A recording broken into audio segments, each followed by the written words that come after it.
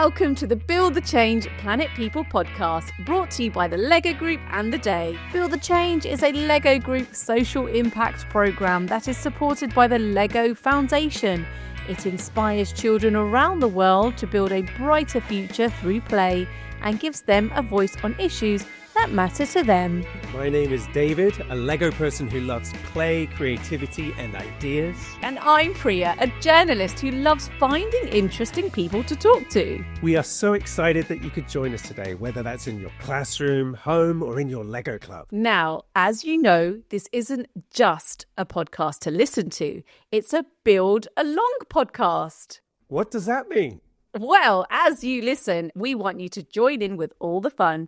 Whether it's drawing, building or crafting, we're here to spark your imagination. This sounds epic. Right, what do our listeners need? Anything you can find. Maybe it's a pencil or some paper. Perfect for doodling while we chat. How about some Lego bricks to build along with? Or you could use clay, dough or even raid your recycling bin for materials to upcycle. How about foraging outside for natural treasures? That's a fantastic idea. But here's the best part. There's no wrong way to do it. Just have fun and see where your creativity takes you. Brilliant. Right, I'm off to get my Lego bricks. And to all our listeners, do you have something handy? If not a problem. Hit pause, gather what you need and come back when you're ready. We'll be waiting right here.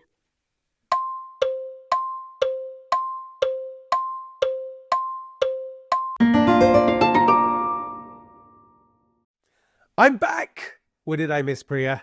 Oh, hey, David. I was just telling our friends to grab some materials they can get creative with. Awesome! As you know, each episode focuses on an important topic. And today's is a big one. Building with empathy. Building with empathy? I feel a challenge coming up. Exactamundo. Right. Imagine someone you know well and envision designing a space tailored just for them, a place they would love.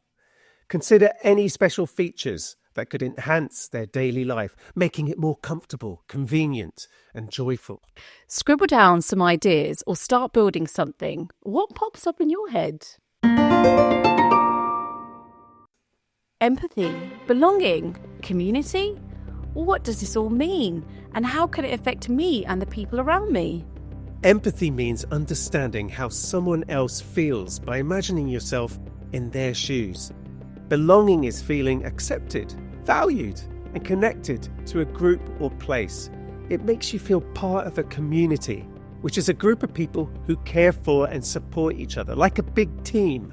Wow, I really like the sound of this, but I think we need to hear from our planet person to find out more. In this episode, we are speaking to Oliver Marlow, a designer who uses his empathy to create human-centered spaces that help people feel happy and inspired in the spaces where they live, work and play. Before we speak to Oliver, how did you find the mini challenge? You were using your empathy and imagination, skills you'll need for your Build the Change design challenge. More on that later. Now, as you listen to our chat with Oliver, jot down any thoughts or ideas that inspire you. Got a pen and paper? If not, hit pause and grab them. You won't want to miss this.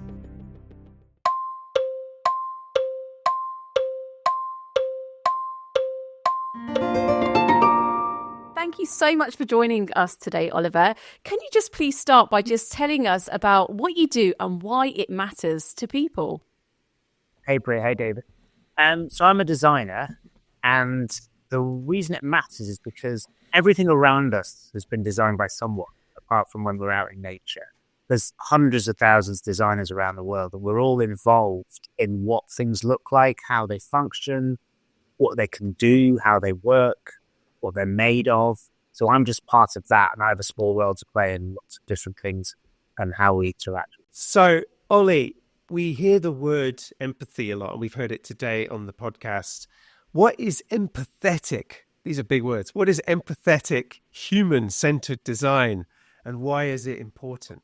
For empathy, the way that I like to think about it is can you imagine, or can one imagine what it's like for someone else? To be in their shoes or to walk in their shoes. But we as designers, we try to think about what it's like for others. And the hard part of the design process, the fun part as well, though, is to imagine lots of different people. So not just one other person in the space, but everyone, all the different ranges of age, of size, of mobility, all those things. What might that be like? And that empathy you can do on a small scale where you think, what kind of present would my best friend like? Or you can do it on a big scale where you think, when you walk into a room, what might it be like? What might make it exciting when you walk into a room? Or what might make it a little bit scary? So those are the ways we think. So human, when we say human-centric, it literally means putting humans at the center, thinking about people and lots of people. Yes. Super interesting. So, how do you approach designing a space that feels welcoming for everyone? Well, there's two parts, I guess, to the answer for that. Number one is, what do we mean by everyone? And how do we think about what that space needs to do?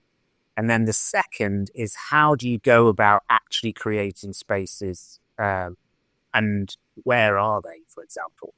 So the first is to be really clear about who the spaces fall in a broad sense.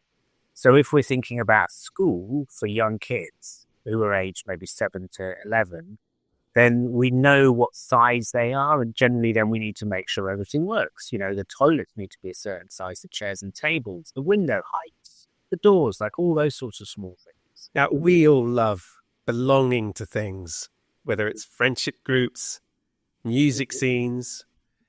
Like Ollie and I bumped into each other recently, actually, at a gig, and we were like, so we belong to the same music scene. Love it.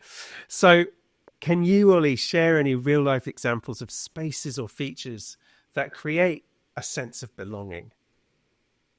Well, it's interesting. Music it's funny you mentioned music, because I think things around culture or things that people enjoy or they find meaning and identity with, so it might be music, it might be art, those sorts of spaces are really powerful.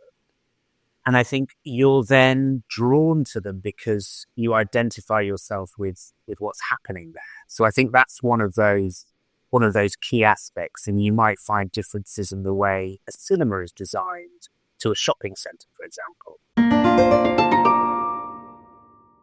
Wow, I'm really starting to learn a lot from Oliver. It's amazing how thinking about others can benefit the community around us.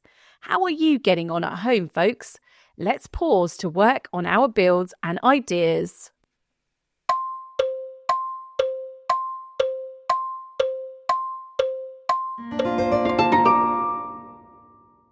So you talk about empathy, you talk about thinking about others and what their world might look like. But what are the kind of techniques our listeners could use to think about how they can make better spaces for other people? One of the things I think, like I described, of bringing people together as part of the design process, which I think is super important. And I think what's really important about how that looked is that you have that diversity in a group of people. And if you can balance that with age groups, for example, so you have young people and older people talking together potentially about what the space might need, you then have a really fascinating dialogue that develops where people start to understand, again, this idea of empathy. They're like, this person is coming at it from their perspective, and I hadn't thought of it like that, but that obviously seems very important for them. And you build up this dialogue and this kind of richness of the experience where you're thinking there's lots of different things going on. There's lots of different needs that people have. And then it's the job of the designer almost to say, okay, my job now is to find a way to bring that together. It reminds me how important it is to have many different ideas and have many different types of people involved in creating new things. Imagine a world where everyone had the same way of thinking, everyone had the same idea. It just wouldn't be as rich as the world we have now. It's something we should all celebrate, that the different ways we think and the different needs we have. I think it helps us create this fascinating planet we live on. Yeah, amazing. What maybe 2 or 3 headline tips, top tips, would you give our young creatives when they're looking at their challenge, building somewhere where people can belong? I always look to nature. Nature is such a powerful inspiration for design. And you can kind of look to nature and think, how does nature sort of solve those challenges now? Different the way things sort of create.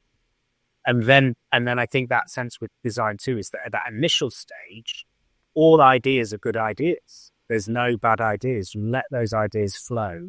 You again, it's a really important creative muscle to develop where you just let ideas flow and other ideas that are coming from your friends and let them flow too. Don't sort of block them off as they come. That can happen later.